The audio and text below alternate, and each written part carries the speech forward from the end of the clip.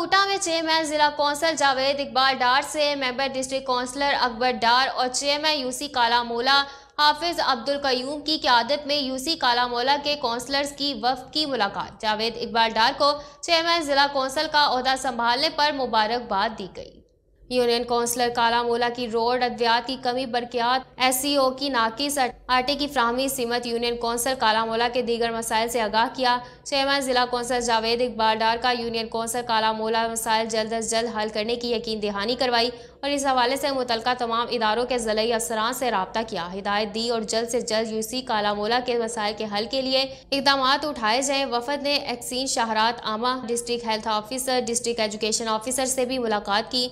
वफद में vice chairman UC Kalamola Nabeel Rathore, BD member Kalamola Gani Bhatt, BD member Ibrar Sherazi, BD member Sheikh Manzoor, BD member doctor Ghulamuddin, BD member Yasir Rashid, BD member doctor Yaseen Qazi Ataullah और दीगर शामिल थे।